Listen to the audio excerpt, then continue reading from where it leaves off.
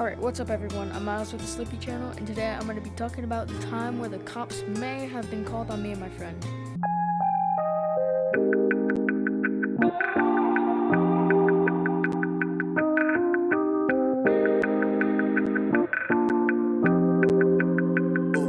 So they think I wanna die, yeah, cause my dose is suicide, yeah, bet my coffin would be nice, yeah, stud that bitch up with some ice. So one afternoon, my friend Grant called me saying that we should hang out this weekend.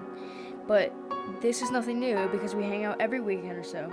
So we decided to have the sleepover at his house this time, and we usually sit by the lake or play Call of Duty or watch horror movies, and we ding-dong ditch at his house. So you may be thinking, Miles, that's probably not a good idea just because people don't like to be bothered and annoyed like that. Well, I mean, you're right, technically, but I'm gonna tell you one thing about living. If you never go out and ding-dong ditch someone or go get in some sort of mischief, then you're just wasting your childhood.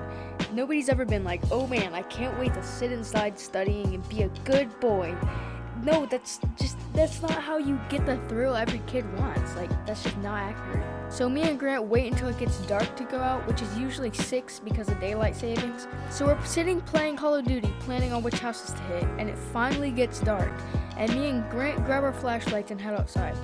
So how Grant's neighborhood is set up is that there's basically one street that connects all the streets in one line, but on the other side of the street is woods and a pond. And this is where we would sometimes hide when we ran. So me and Grant are walking up and down deciding which house to hit, and we come across a house that we were gonna hit last time, but Grant stepped on a stick in their driveway, so we had to hit a different house that time. But now fast forward a week and we're here again ready to hit it. So this house had a couple of trees by it blocking the view of a sidewalk that led to the woods. So we could have chose this route to the woods, but us being the dumb troublemakers we are, we wanted to see the people's reactions when they opened the door. So we hid behind some bushes across the street from the house. So we walked up to the front door ready to run, and Grant rings the doorbell, and we immediately book it across the street behind the bushes. So it takes like a full 5 seconds of running in plain sight, like you could have looked out the window and just seen us before we reached the bushes, but Grant decides to run even further down the row of bushes to find a bush really far away from the house, but I decided to stay at the nearest bush because I felt like if we ran any farther, they'd be able to see the top of our heads running along the road. So after about 15 seconds of us peeking through the bushes, someone finally opens the door, and they turn on the light, and the figure walks out, and then we see it's the mom of the family. So she sees that there's no one there, and instead of just brushing it off and going inside, she starts looking all over her yard and around her house. And when me and Grant saw this, we just had that moment of, oh shit. So me and Grant just kind of gave each other that look, and when the woman turned her back while she was searching, we ran up behind her and hit her in the head with a bat. No, I'm joking. But we decided when she turned around that we would just book it, and so that's what we did. We booked it down the street towards the woods where the pond was, and we take a few minutes to catch our breath, and then we start to head back on that road to hit a different house. So we're walking down the street, minding our own business, and we walk past the house we just got done with, and the dad is out standing in the middle of the yard with his hands on his hips, and his daughter standing right next to him. His daughter must have been like 6 or 7, because as we walked by, minding our own business, talking about something totally unrelated, the little girl goes, "Daddy, look, it's the Ding Dong Ditchers!" Now I have no clue as to how the girl knew it was us, but she must have looked out the window while we were running into the bushes and saw us, because she wasn't outside when we rang the doorbell.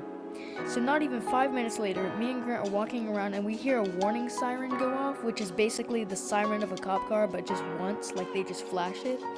But we also see the flashing lights through the trees. So Grant just starts running the opposite direction into the woods, and I follow him. So he finally stops by the pond and sits down and hides. So I run up to him and sit with him. And at this point, me and Grant were just filled with adrenaline. And so we sit on our phones trying to get our mind off the topic to settle down. So we're sitting there for a good 10 minutes before we hear what we think is a cop car driving one street over. And I'm not saying I wasn't scared, but we were just in his neighborhood, so if we got caught, he would have gotten in more trouble than me. So I'm not thinking about it too much. So after about 10 minutes of sitting there motionless, we couldn't hear the car driving anymore, so we finally decided it was safe to go home. So we walked into Grant's house, we said hi to his parents, and then went upstairs and played Call of Duty for the rest of the night, talking about how crazy that whole thing was.